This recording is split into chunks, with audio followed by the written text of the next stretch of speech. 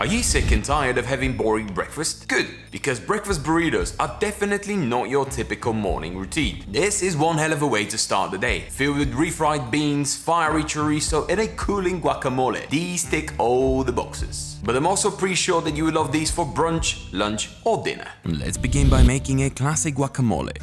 We'll cut open and deseed one ripe avocado. Crisscross its flesh and scoop it out. Using the back of a fork, we're giving a quick mash to our desired consistency and one that does not resemble baby food. Next up is a quick squeeze of lime juice to begin seasoning the avocado and stop it from browning. For an easy way of mincing an onion, separate its layers into cute, radioactive petals, cut them into matchstick-sized juliennes, and finally dice them.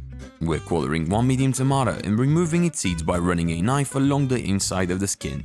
Slice the skin into strips and lastly give them the fine dice business.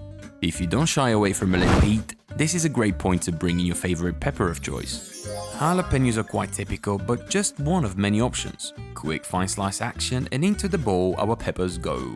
Coriander, aka cilantro, is the go-to herb for guacamole.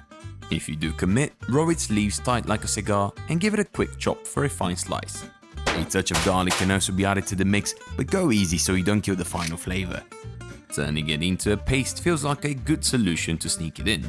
Give everyone a good mix, season with salt, mix again, and check for seasoning. If all is well, cover everyone with plastic wrap from up close, and in the fridge she goes.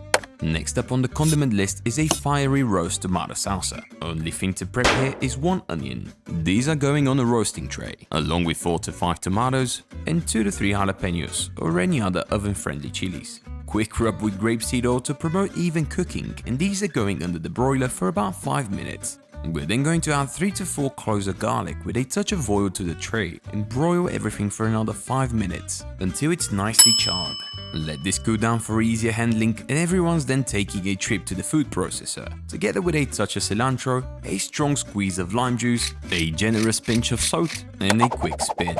If you're looking for something smoother, run this for longer, but I think that a kinda chunky consistency has better grip and works very well. Refried beans are a customary part of a breakfast burrito. You would typically use pinto or black beans, but borlotti, a close cousin of the pinto bean, is all I have, so they'll have to do. We're setting a frying pan over medium heat, and once it's up to temp, adding a generous glug of oil. When the oil is hot, we're gonna add 1 whole tin of about 400 grams of beans to the frying pan.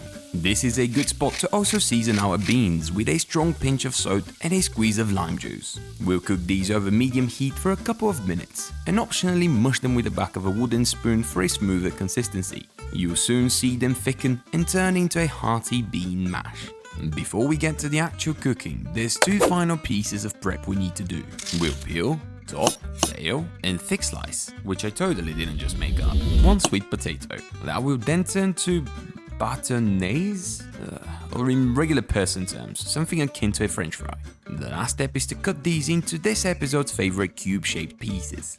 Next up, a double single-handed egg crack, or at least an attempted one. A great way to fish out your failure is using the cracked egg shell itself. Don't say I never taught you anything. The protocol is pretty obvious. Break the yolks, whisk them up to a smooth-looking consistency, and our prep is virtually done. The final stretch begins with about 250 grams of fresh chorizo sausage and the flavor hidden within its fatty, fiery goodness that we can extract by removing its casing and transferring the contents to a cold non-stick frying pan placed over low-medium heat. There's other options when it comes to the protein selection, but few that are as efficient as chorizo. The time that the seasoning has had to work its magic on the fatty richness of the sausage means we have virtually no heavy lifting to do when it comes to flavoring the protein. But there's also an additional perk to cooking with chorizo. It's oil. When cooked over gentle heat starting from a cold pan, the imbued fat will ooze out, gifting us with a saturated oil that we can use to supercharge the other components of our meal. We'll fish out the cooked chorizo and reserve the oil just for a minute while we direct our attention towards the starchy side of this recipe. When it comes to chorizo pairings, there's something about a sweet potato that just makes things click. In goes the sweet potato followed by a strong pinch of salt. Going back to the chorizo oil, we'll add a couple of tablespoons of the peppery fat so that it coats the sweet potato chunks and imbues them with its magic. Stirring occasionally to promote even cooking, but not often enough to completely prevent browning. These shouldn't take more than 5 to 10 minutes to cook. Last up, a quick egg scramble omelette type of situation. A touch of fresh chorizo oil and we're moving in with our eggs. We'll let them set ever so slightly for half a minute before we start moving them around with the help of a spatula to create curdles.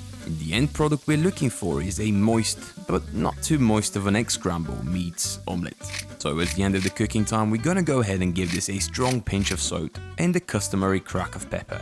Construction time is upon us, so construct we finally shall.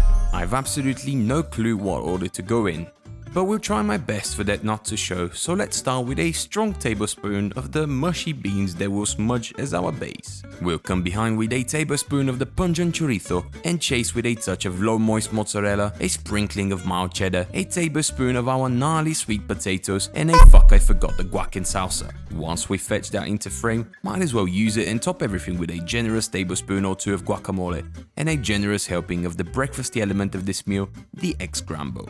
Hit everyone with a tablespoon of lime sour cream and we can attempt to wrap this up. We'll start by bringing in the sides of the tortilla, following behind by caving in the end closer to us in an attempt to trap in the filling, and lastly rolling tightly so to complete the wrap. Quick tuck of the sides and we're looking okay. The finishing touch is to get everyone toasty. Over low medium heat we'll melt a touch of brown butter, recipe links in the description, and introduce our burrito. We're making sure to flip regularly to prevent burning and encourage the consistent caramelization of the tortilla. And we're done. Despite a lackluster cheese stretch, the cross section is looking pretty gnarly. Touch of salsa and we're ready for lunch. Everything I've been told and taught about breakfast at this stage feels like a lifetime lie, and there's slim chance of ever forgetting this so-called breakfast going forward. A second attempt at a cheese stretch provides slightly more encouraging results and a similar flavor punch. If this is breakfast, I'm never skipping again.